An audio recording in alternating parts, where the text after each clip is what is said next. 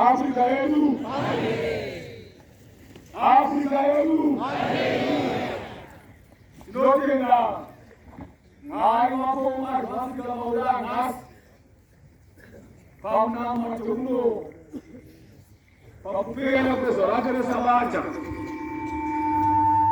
tatarisana nezokura mangwana muzi wechirayiro chaishe ni Jesu Kristu chatinoya kutenga mari ndechekuti mutambo mukuru tose tiri pano takanga takakutarisa zvikuru kubva gore richitanga Mwari nokuda kwake nokurova kwake taizoona iri zuva guru kwazvo ratatarisana naro pakubuda kwezuva ramangwana. Saka tinoti makorokoto kereke vapostori Afrika muno masvingo province nokuti muranda waMwari Paul zvaAfrica akatendera iye pachake kuti chirayiro chaicho neJesu Kristu chidyiwe pasevheneka rimwe gore rino. Afrika yedu iye pachake kwete kutumira munhu akachiropafadza kuti vana vaMwari vari muZimbabwe muno masvingo vagamuchire ruforiso runobva kuna iye mudzi wavo. Afrika yedu zvototenga mambo Jesu Kristu chedu noko rwake rwakakomba maulano zvotatarisana zvino kuti tigadzirise kana kugadzirira kuti mumwe nemumwe ari pano areke kutakirirwa nenguva yemangwana. Vanhu vese vapinde musenzo yamai yatanga kugadzirwa maungano nageneral secretary of the African Apostolic pasi rese kuti ruponiso rwavanhu vaMwari rusvikire kuvanhu vese nevakadzi vese muchechi waapostoli. Nokudaro mese munotarisirwa kuti mugamuchire chipapata checho Jesu Kristu nokunwa kumukombe wacho Jesu Kristu ropa rake,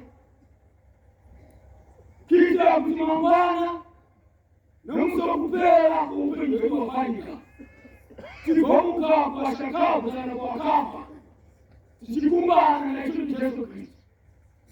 Nokuti muviri watinawo parizvio uchasakara unofa, haugoni kuti usangane mumakore naishe wedu Afrika yedu. Nokudaro kuti tife tigomuka kwakafa tinopuwa simba nechirayiro ichi, ndopatinoona simba racho. Poma zvaafrika muranda waMwari akapuwa zvakakwana kuti zviraramise vanhu panyama napamweya. Chirayiro chaicho Jesu Kristu chinopa vanhu upenyu hwepanyama chaihwo, kuti murwere akatigamuchira nokutenda urwere hunopera Afrika yedu. Pamweya tichiponiswa zvikakana pamadhimoni enyika ino yanhasi, vanhu vachisunungurwa pamadhimoni upombwe nekuda kwechirayiro ichi, nokuti tinopirwa simba rokukunda kuti tirarame munyika yaMwari tiri panyika tiri senhoo sekusiya kwake, kuti tisvike pagiredi iyoyo mumwe nomumwe adye chirayiro chaMwari Afrika yedu. Ndokuti tikunde nyika nenyama dzakatakura. Saka nokudaro mangwana usarege kupinda, nokuti nguva yakwana muAfrica, nguva yakwana zvatakagadzirirwa nemuranda waMwari pazvono iro zvasvika Afrika yedu. Zvino zvasvika kwauri Satani akangwara ari kupa mhaka dzakawanda achikupomera kuti wemupfungwa dzavo ufunge kuti handina kukodzera kugamuchira chipapata ichi, kana kubatwa nokumwe kufunga kunogona kutadzisa kuti upinde. Saka chakanyanya kunaka kana kukosha chikuru ndechekuziva kuti hapana akanaka pakati penyu. Ndosaka chero Jesu Kristu akazira pamuchinjikwa. Nokudaro kutopinda kuti utigamuchire ndokuti kuberekwe pacha Afrika yedu. Upuwe simba rokukunda nyika pakurarama kwako. Upuwe simba rokukunda nyika pakurarama kwako. Chirayiro chatichawana mangwana kutokana kugamuchira mangwana chidyo chinoyera chaicho Jesu Kristu. Nokudaro chinokubatsira iwe kana ukachigamuchira nokutenda, nokuti muranda waMwari poma zvaAfrika pakutumwa kwake akatumwa nezvombo zvose zvakakwana zvinobatsira chechi yake panyika. Pamashure apo vanhu vapiri mashoma zvainge zvichagozha kuti zviitike Afrika yedu. Tiri pane imwe nguva, pane imwe gumano, mweya mutsvene akadudzira chiti chirayiro chichadyiwa, asi pane chichanetsa pakati. Asi chirayiro chinodyiwa chete Afrika yedu. Uye dhete kana musi wechirayiro hausi kuzochinja, kunyange zvichaitika pamwe ravo zvakakura zvikuru kana kukosha zvikuru, asi chirayiro chinodyiwa. Zvino tatenda chaita mangwana zvarasvika. Tinokutenda Mambo Jesu. Ah!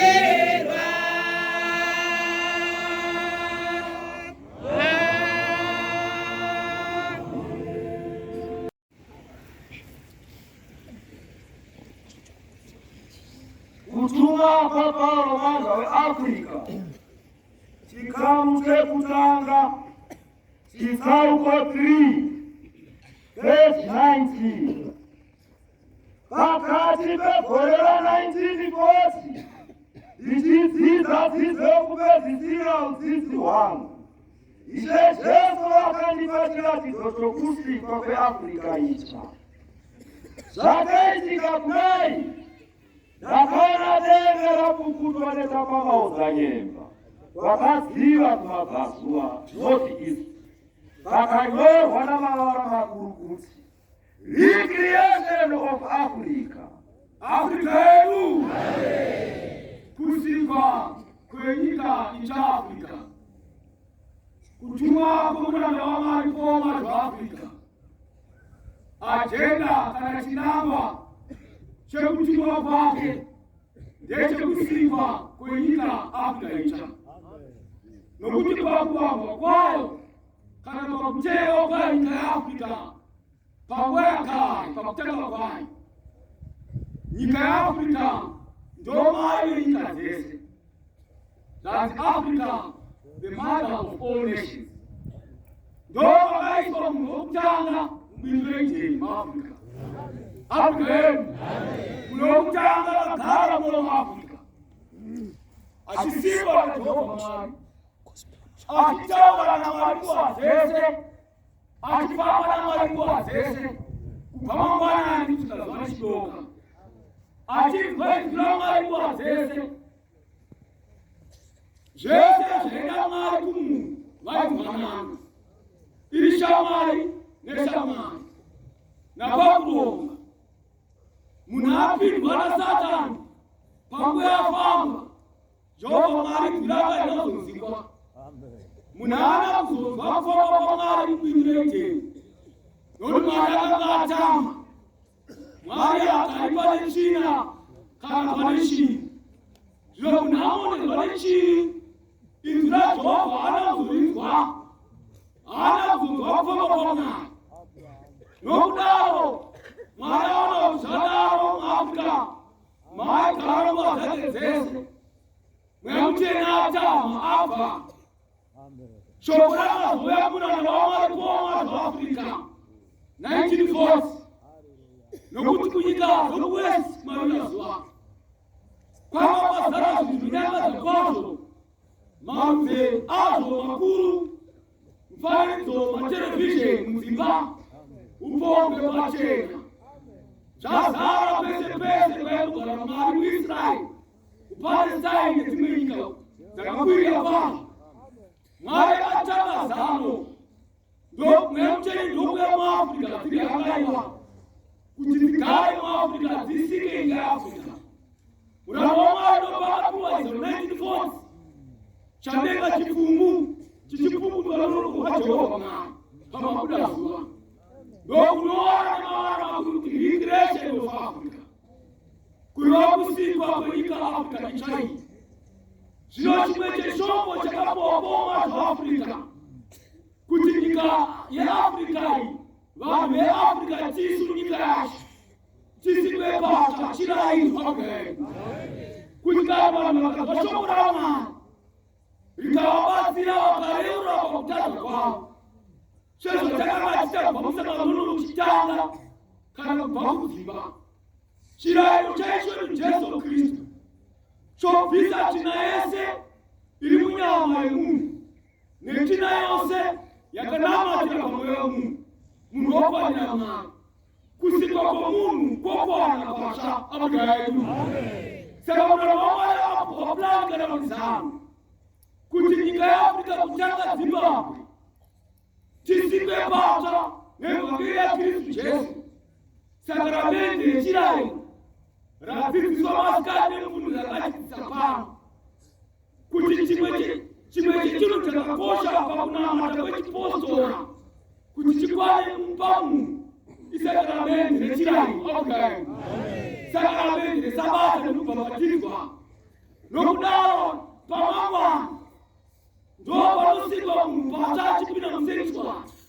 Zviya zvekunetsa kana zvinokunetsa pakumanikidzwa kwako uchitadza kukunda, zimwe zino na matia zimwe zinopedzwa nemwiri waKristu Jesu neroparation Jesu Kristu akudai zvanzi vatadzi vakapinda mutsime rizere neropa raKristu Jesu vakashambwa kwazvo zvinotsimira zambwa pano kana tafura yezvinotwisi kugadzirwa pano kana kuti atotanga kugadzirwa kuti vatadzi vakapinda munokutenga vanoshambwa pazvitato zvavo vokwavira kumambo waMwari wepanyika vokunda upombwe vari pakati pavanopombora nokuti chirayiro chapinda munyama yake mweya wake ukaponiswa haacharwi panorwira haachatungi kana kukundwa nehasha dzokusvika pakupopotera vanhu nokuti chirayiro chaMwari chinenge chaMwari ndiKristu Jesu zvanzi naPauro wetatu pakusera kwake kana munhu hauna Kristu Jesu chachisikwa chitsva zvakare zvapfuura taremone zvose zvazvitsva saka kuti tive vatsva kutogamuchira mweya waKristu nokunwa ropa rake kuti umambo hwaMwari hwakaiswa muna Paul zvaAfrica mubasa rekusikwa kwenyika Afrika chai mukuwarire mativi tese kuti kana ari bishop kana mufundisi kana mubakeri kana muprofiti kana munoti obata basa achibatsira vanhu vaMwari Paul zvaAfrica nokuti pachake chinenge chachisikwa chitsva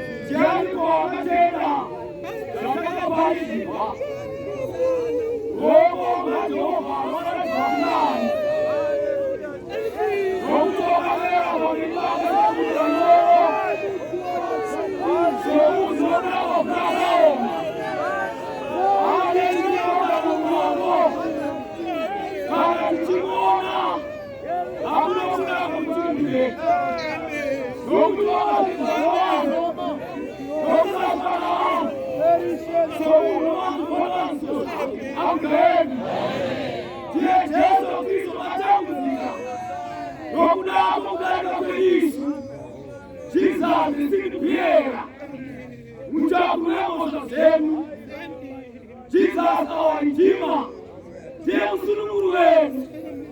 Jesus, our way. Don't let your kingdom now. Jesus, our strength. Simbaretu. Jesus is our hope. Don't tell him. Pastor, should Jesus upon the one. Pastor, Jesus Christ. No barate. Hapana kusulubu wa bashiri. Sababu now. Mama watu kamchire kusiku kucha. Kulane kapo boma za Afrika. Kutu ungari okaka huduma Afrika. Utoke wana Afrika. Wana Afrika wana kwa St. Wakunde wao. Yokuwa kachirai. Wakunde simao sile satanismu. Wamaomba. Yokuwa Kristo Yesu.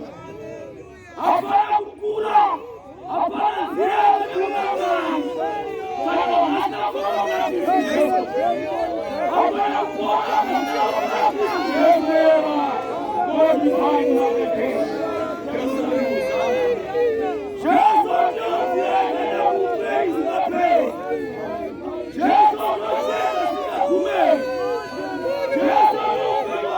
Jesus,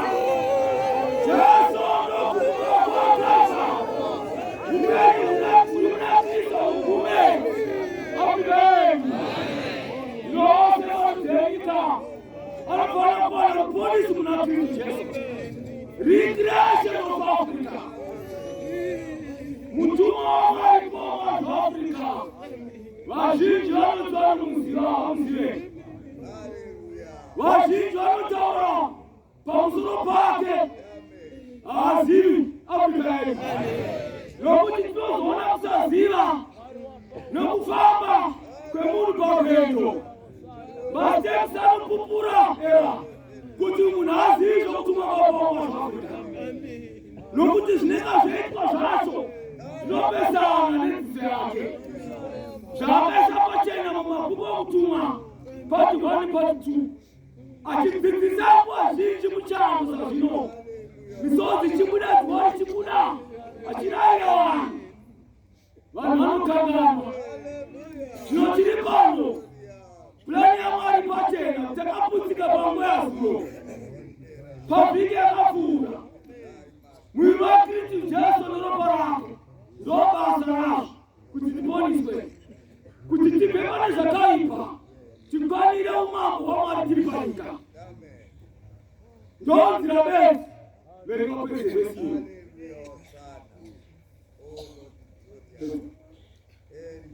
Paka pazima. Amen. Takanzwa inzira Jehova richiti kwa nyiri Yesu. Wera kwa university.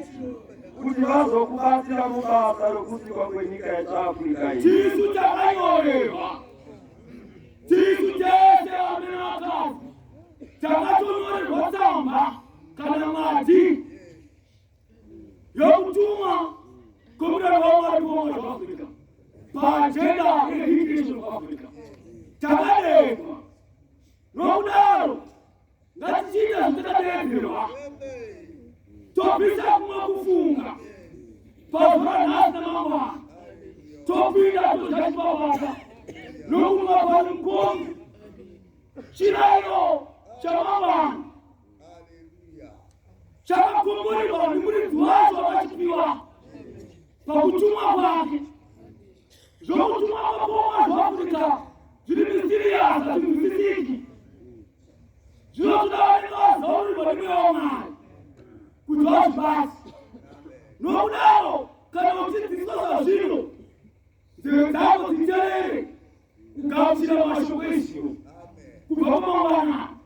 Nemwe wako une. Wanamai. Na uwe sepidayo zincho nongani. Wanipama wana washu. Wakapita wana hapa tunaika 7,000 Afrika yetu. Tunaika. Ni wao moyo tunapo wanaenda sei. Tongwa. We worship Jesus Christ no bara. Abana ni wa bana no. Kunyanga ipase. Dopa tupera. Kama unacheza kumongeza. Au tatizo chini yake ese. Ya asora ishibatira kwa mazwari na pa masikati pa kugeza kwa chaita chinelo vera sema chirairo chisipo injiki no pisa china yesu pamoja na banyama sasa kwa utasi udinate kwa mashinaose nyama nomwea kutikwa siswe kwa ushiri wako woga amen. Pali zili zote banyama. Lai kuwa kutuka. Popote zake kwa ubongwe. Zili zobamea. Zona mwili ni roho la Kristo Yesu. Wakawata uloto cha ubongwe pamea. Wakawata uloto cha kanyama. Wakawata uloto cha matunda makuu. Matimoni Amen. Lokushobaba timoni ulipoma wana. Kumwachachira yoshi. Kuwata, tuwata mtuma kwa Afrika. Makwano vera. No kutenda mambo Yesu. Kuwata, uchipaita wachesi. No kuima. Makaite basa. Mambo Yesu makaita. Yeah.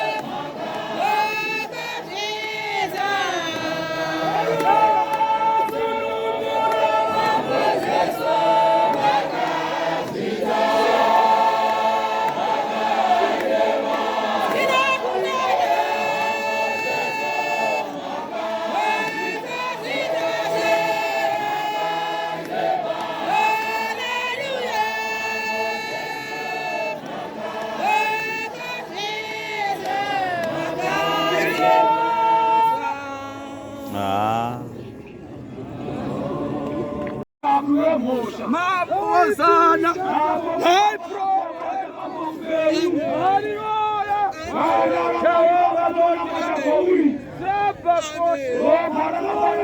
Hallelujah. Changamiro wakakazwa bachirani chichene. Ozo zote zombulenga tukukurumiza. Ulote ule sotirele kwa mshobo mchele. Wauna kuchipiza. Wafanya kukamshira. Kukutana mchele. Tira mrengiro. Tira kot. Tira timre mambo.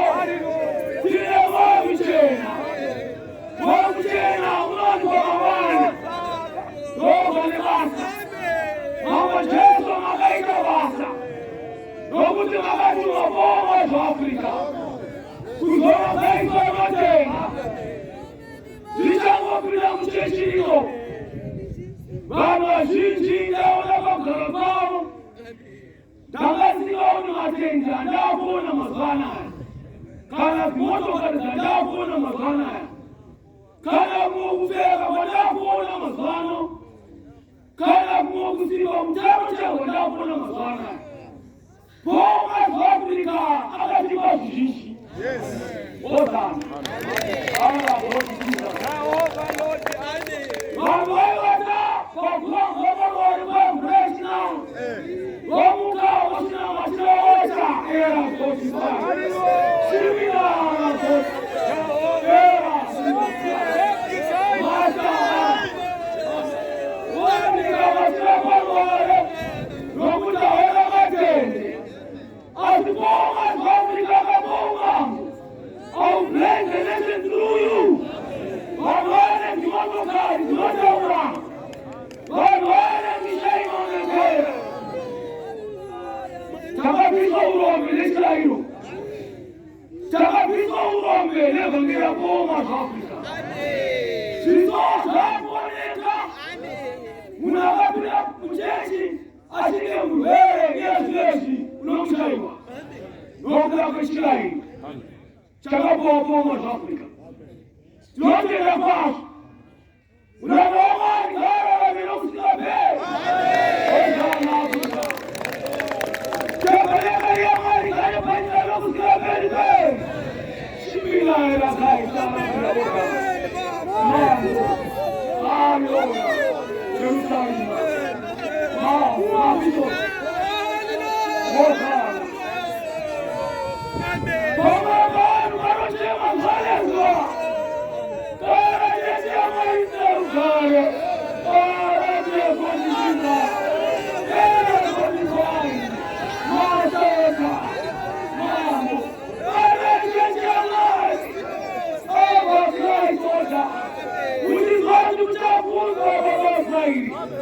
Area 45, Sekina Mwena, Mambo.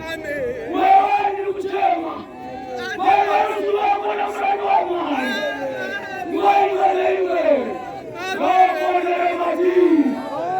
Wewe parodi na bishop. Wewe ni wanafunzi. Wanazozwe. Wananyaragwe. Wewe tunatakabiwa. Mano da Chicago.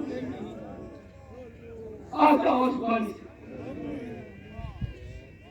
Shungu zomble position. No mola utume masaka. No kuti zomble mosato. Abana masabiringa ora kos. Mingo be michena. Rukato chete. Abana chumbe chama. Lobo akatuma. Kwa masenyika Yesu sayatere Yesu Zilongushonga Chilahiro werenga Otani Utuma Papa za Afrika kilamu zipiri Amen Verse 23 Amen Taka kamchila chilahiro chaisha mtebe yake Chilahiro ichi Paulo wa Afrika Akati kamchila mtebe ya mai Komzuro komzuro Kurasika wemu ya beki kama siwemu ya Dogo katika mchilenzi 2 April 1968 Amen Sipiri nengo ya half past 1 usayo ya sana takagamukira chirero chaishe mutembere munyika yaMwari pakati pavatsvene. Pana tudzira pano mangangani wamasitasi achiti Bishop Ngoni mwanasikana achizaurirwa nezvokura kwemotokari chena mutumwa wacho wakasensuari nokuikomborera kududzira kuti basa iri rakakomborerwa kwakare zuva radai risati rasvika rakazaurirwa takagamuchira chiraro chashe mutembere yaMwari inoyo mutembere yaMwari inoyera verenga takabatsirawo pakugadzira waini yechira iyoyi. Afrika akatobatsirawo kugadzira waini yechira iyo. Paitobatsirawo ipapo pane ngozi dzakatomira kutiswa chira iyo napo Afrika dzichitotarisawo magadzirirwo echira iyo. Paungati Afrika nation Jesu Kristu vachigadzira chira iyo. Ndakabatsirawo pakugadzirwa kwechira iyo ichi. Tapedza kugamuchira chirayiro ichi. Wapedza kudya chirayiro ichi kana kuchigamuchira. Takapiwa bhotoro rewaini tsvene rakanga rakomborerwa. Akapiwa bhotoro rewaini tsvene rakanga rakakomborerwa kuti rizopawo vatendi vedu munyika ino yePasi. kuti azopawo vatendi vedu vachena vari panyika ino yePasi sanhasi mangwana. Takapiwa zvokudenga naporo mazvoAfrica. Arume chechi yakauya zvokudenga naPauro.